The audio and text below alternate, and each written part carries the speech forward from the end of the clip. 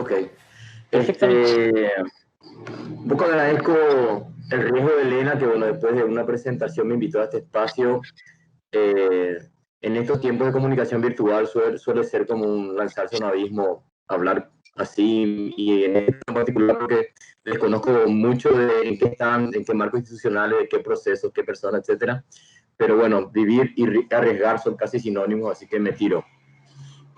Discutimos con Elena qué compartirles. Yo tenía como varias ideas, Elena tenía otras, y bueno, al final me voy a centrar en una cuestión puntual, y a ver si después, si cabe, podemos ampliar otras cuestiones, ¿no? La idea de intercuidados, ¿no?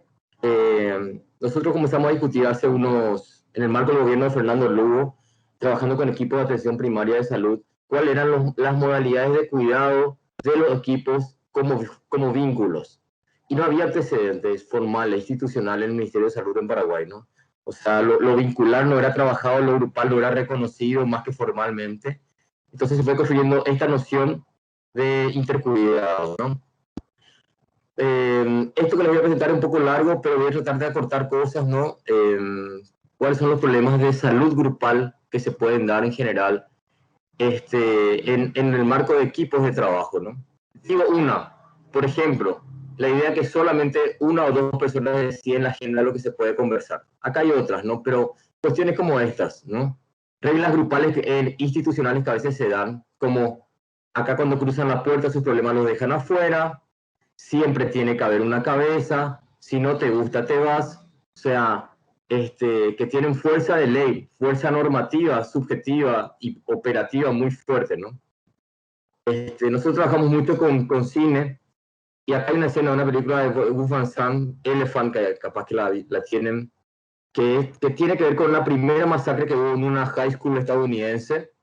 Es una película que tiene poca palabra, tiene largos planos en silencio, o al menos sin palabra, y la película Van Sant la nombra como elefante porque plantea que a veces en las instituciones hay grandes elefantes que todo el mundo ve pero que no pueden hablarse.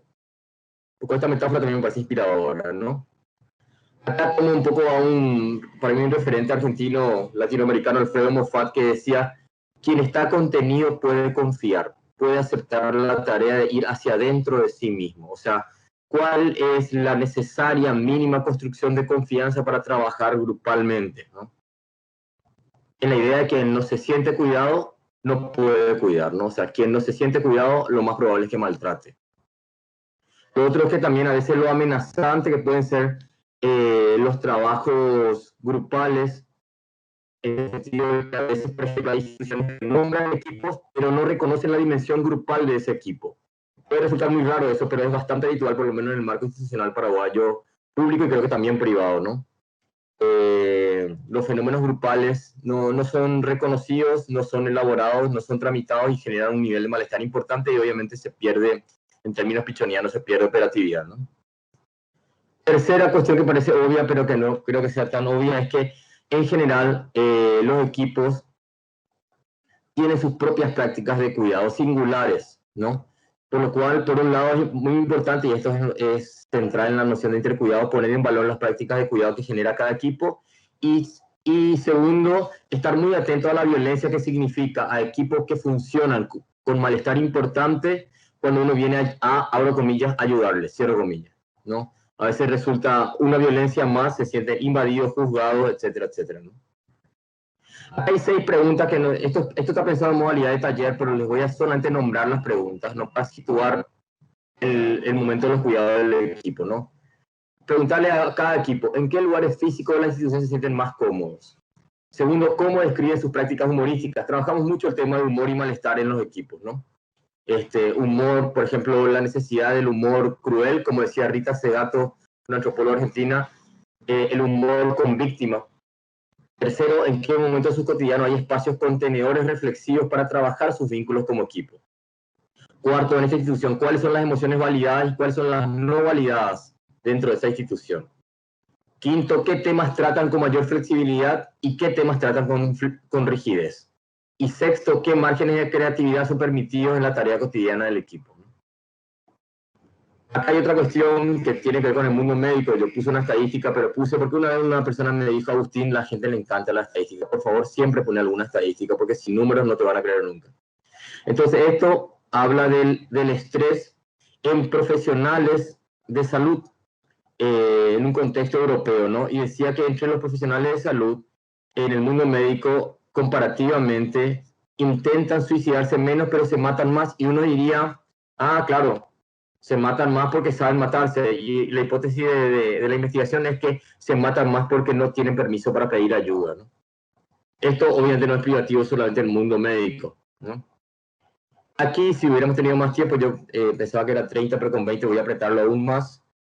Trabajamos una escena de una película, se llama Bowling for Columbine, de Michael Moore, que también tiene que ver con eso que les decía, con la primera masacre en una preparatoria estadounidense. Este es un fotograma del circuito cerrado de esa high school. Estos estudiantes estaban matando a sus compañeros, compañeras, docentes ahí. Después se suicidan ellos. Pero trabajo específicamente un momento en el cual el director de la película entrevista a la principal fuente de trabajo de esa comunidad, que era una fábrica de armas nucleares. Entonces, en esa discusión se plantea si no estarán ellos aprendiendo, los adolescentes de esa comunidad, los niveles de violencia que implica trabajar en una fábrica de armas nucleares. ¿Alguna vez revisado una investigación sobre salud mental justamente en fábricas de armas? Y tenían como dos estrategias para el cuidado de su salud mental, mencionaba el estudio. Una es ponerle nombre a cada misil. Y segunda era decorar los misiles cuando ya estaban embalados y sobre los camiones para ser llevados a las bases militares. Ahora, ¿es solamente este nivel de negación que se da en ese tipo de tareas o podemos verla en otros contextos, ¿no?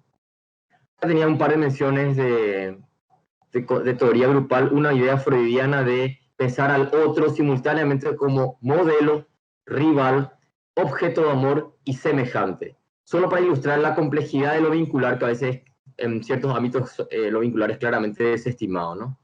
Y una cita de un sociólogo estadounidense, Erving Goffman, que decía, hablaba del carácter superficial del orden público sostenido a partir de la indiferencia cortés, lo que le llaman la violencia amable, ¿no? En ciertas instituciones está muy colocado que el objetivo es el buen trato, y el buen trato muchas veces en términos prácticos y a veces también en términos formales está construido como cortesía, ¿no? El techo de lo sensible es lo cortés, ¿no? Aquí brevemente voy a pasar rápidamente los 9 ejes de intercuidado de equipos que usamos. Estos ejes fueron construidos a partir de la experiencia de trabajar con equipos en diferentes contextos institucionales, no solo sanitarios. Y hacemos esta tabla de autoevaluación donde le pedimos a la persona en los talleres que evalúe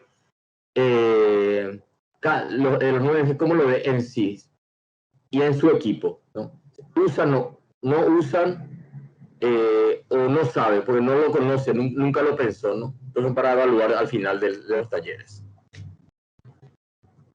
El primer eje de cuidado le decimos sentido, tiene que ver con esta acepción de la RAE, ¿no? De sentido como razón de ser, finalidad. Y la pregunta es, más allá de la relación capitalista salarial que pueda haber, ¿qué sentido tiene para vos tu tarea? Alguna vez agentes comunitarios de atención primaria de salud nos decían que lo hacían porque se sentían útiles y porque la comunidad les reconocía, ¿no? Este tipo de cuestiones. ¿Tienen lugar? ¿Qué lugar tienen en el trabajo del equipo como sentido? Eduardo Pavlovsky, que fue un psicoanalista, psicodramatista, psiquiatra argentino, dramaturgo, también decía, yo te comprendo desde mi desesperación y te curo desde mi esperanza. O sea, cómo poner en juego los sentidos de vida que se construyen a partir de cada experiencia existencial y abrir esa riqueza de posibilidades de sentido, ¿no? Otra cuestión que me parece importante en la cuestión del sentido es esta pregunta que construimos, ¿no? ¿Cómo reconocemos cuánto nuestros conflictos irresueltos afectan la vida de las otras personas cuando queremos ayudar? Este es el primer eje de intercuidado. El segundo es dialogicidad, que lo subdividimos en 3 puntos.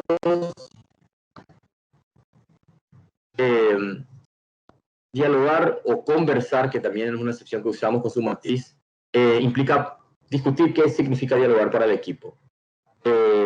también avalamos la idea que a veces uno no tiene condiciones para dialogar ese día. Entonces también a los equipos le alentamos que a veces uno puede pedir, hoy no estoy, ¿verdad? Como una forma de presencia afectada, pero presencia al fin, validar eso.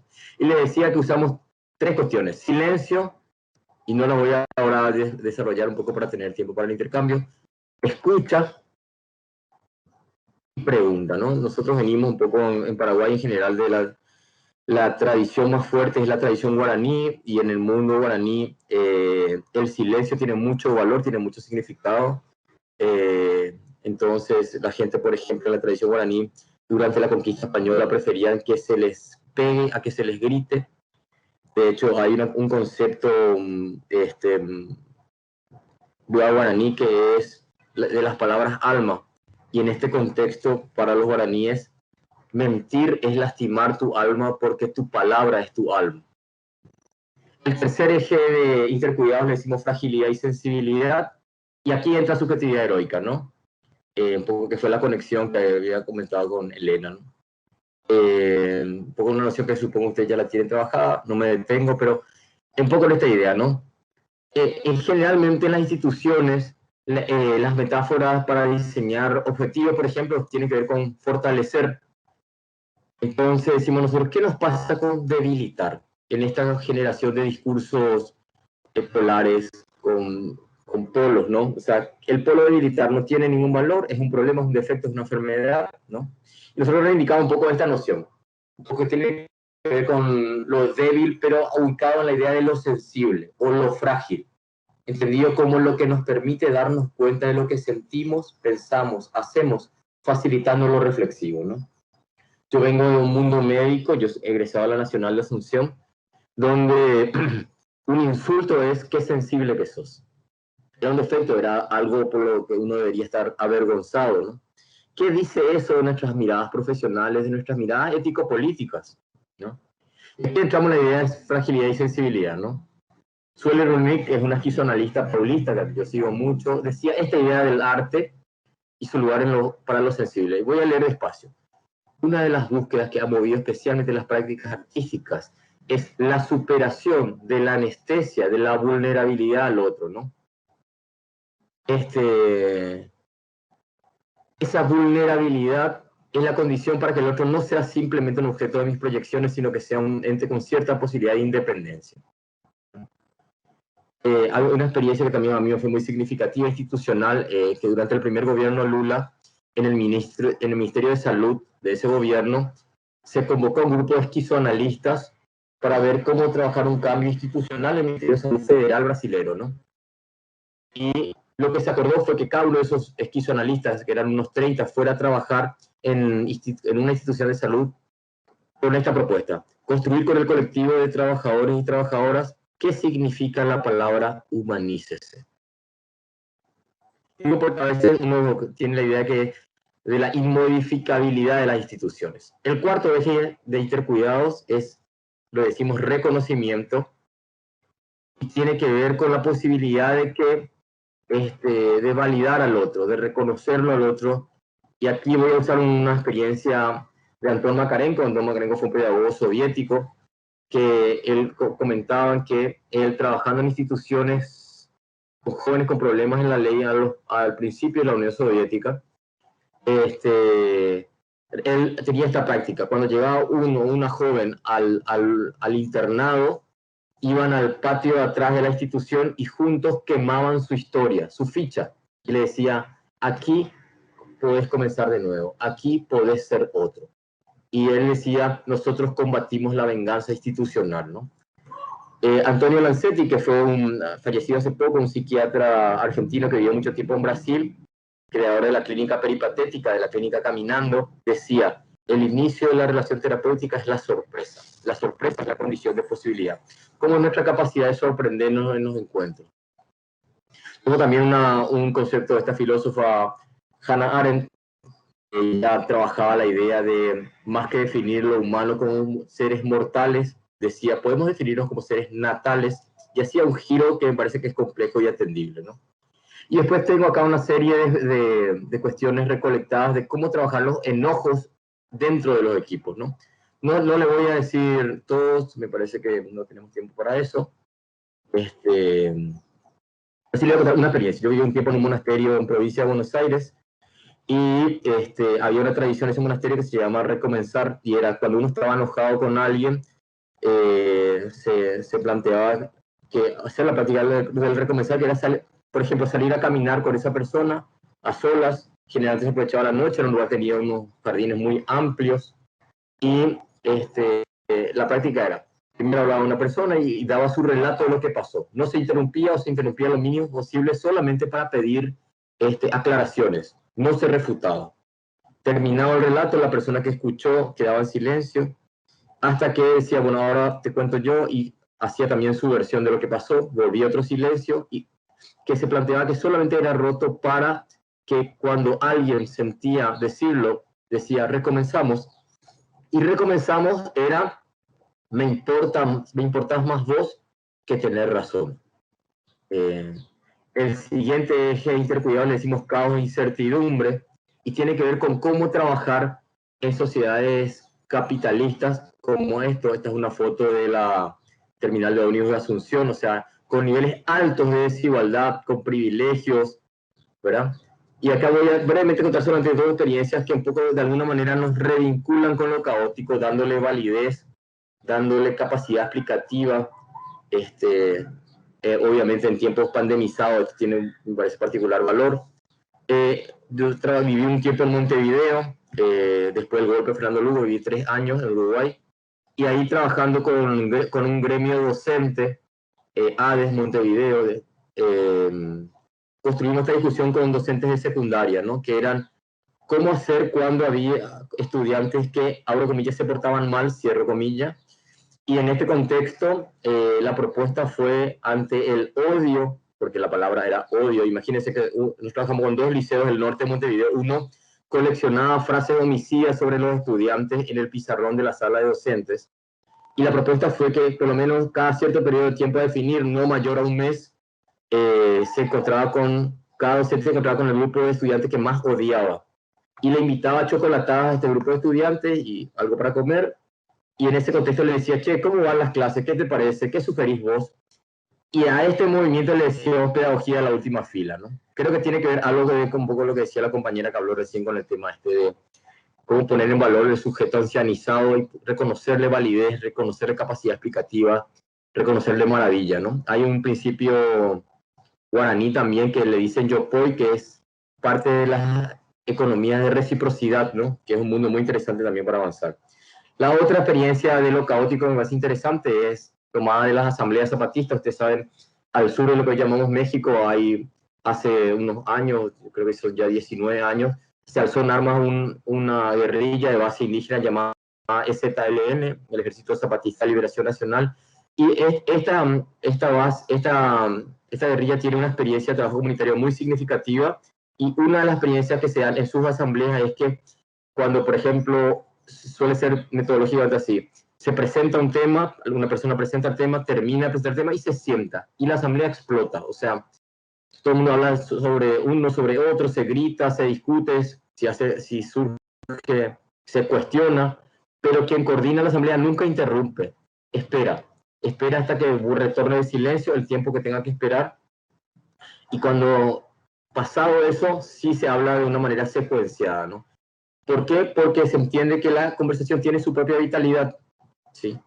Ese eje le decimos erótica social. Nosotros trabajamos hace unos años, del 2008 a 2012, en atención primaria de salud y salud mental comunitaria, en un dispositivo que se llamó Clinitaria, que era hacer clínica de salud mental desde sensibilidades comunitarias.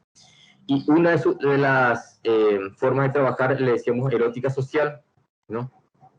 Erótica social, que es la vitalización de los procesos participativos territoriales a partir del reconocimiento, validación, incorporación y celebración por parte de quienes trabajan territorialmente de las prácticas de la alegría en los sectores populares urbanos marginalizados. O sea, decíamos, partir de la idea de cómo se alegra la gente, ¿no?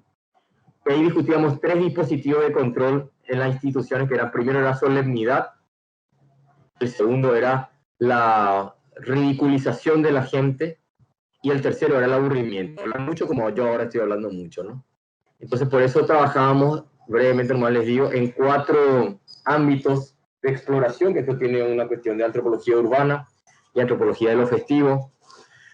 Trabajamos en 4 ámbitos, decía, arte, fiesta, humor y juego. ¿Sí?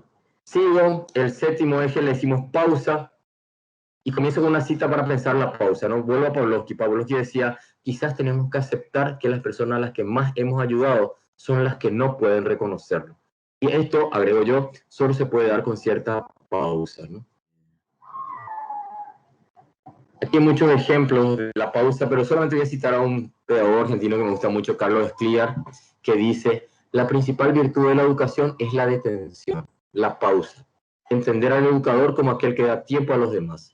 Tiempo para pensar, para leer, para escribir, para jugar, para aprender, para preguntar, para hablar. Y se da tiempo a sí mismo, para escuchar, para ser paciente, para no someterse a la lógica implacable de la urgencia por cumplir metas, finalidades, programas. Un desafío de las instituciones que habitualmente son antipausa, ¿no? Las pausas también revolucionan. El 8º y penúltimo eje intercuidado lo llamamos irreverencia, y parto un poco de tomar este texto clásico de Hannah Arendt, Eichmann en Jerusalén, ustedes sabrán, fue un texto que fue a partir de unas crónicas que ella fue enviando al New Yorker, que era un diario estadounidense, cubriendo el juicio de un emblemático burócrata del aparato nazi, y este texto, o las publicaciones primero que hizo en este diario, fueron un escándalo por 2 razones, pero sobre todo por una, donde Hannah Arendt dijo, el problema es que Eichmann es extremadamente normal. Él no es un psicópata. Entonces ahí se generó algo que a mí me gusta mucho citar, hay una psicoanalista australiana, Alice McDougall, que habla del concepto de normopatías. Las normopatías tienen que ver con la imposibilidad de rebelarse, con la imposibilidad de disentir, con la imposibilidad de quebrarse. La persona es extremadamente adecuada a los mandatos sociales hegemónicos. Les traigo esto en irreverencia porque acá tomo este texto, son terapeutas sistémicos, construccionistas, que hablan de que tenemos que ser capaces de no ser leales a una idea cuando ella no está funcionando y poder revelarnos a eso. Un poco yo vengo de ciertas tradiciones bastante morales, por lo cual a mí me sirve mucho la idea de ser irreverente, ¿no? Y ellos hacen esta pregunta, ¿cómo entrenarse para abandonar cualquier relato cuando deja de tener utilidad? ¿Sí? No me detengo en esto y voy al último eje de intercuidado para cerrar un poquito la presentación. Infanciar. Esto tiene que ver un poco con toda la cuestión del adultocentrismo, ¿no? Uso esta definición de adultocentrismo como una serie de mecanismos y prácticas de los cuales se ratifica la subordinación de las personas jóvenes, entiéndase niñez, adolescencia y juventud, atribuyéndoles una serie de características que los definen siempre como sujetos deficitarios, de razón, no saben pensar, de madurez, no están listos, de responsabilidad, no son confiables. Cualquiera de ustedes, si recibe una lectura así, probablemente se va a sentir violentado, ¿no? El autocentrismo es un aparato muy normalizado por su extensión y por su escasa problematización, ¿no? Miren este tipo de memes, por ejemplo, que circulan, los grandes psicólogos de mi infancia, y se naturaliza la tortura infantil, ¿no? Incluso alguna vez estaba en un encuentro en Badajoz, provincia de Buenos Aires, un encuentro de medicina generalista, y en ese contexto yo le hice una pregunta a una antropóloga que yo quiero mucho, Rita Segato, sobre una situación que me acababa de contar en ese congreso una enfermera. Me dijo en otro taller, mi hija todo el tiempo está con su celular, y yo el otro día siempre discutimos por eso, y le dije, ¿por qué usa tanto el celular? Y me dijo, porque me ayuda a no pensar. Cuando le traslado esta situación a Rita Segato, ella dice, no, yo creo que ella, la hija adolescente, no dice que no quiere pensar, dice que no quiere pensar lo que su madre quiere que piense.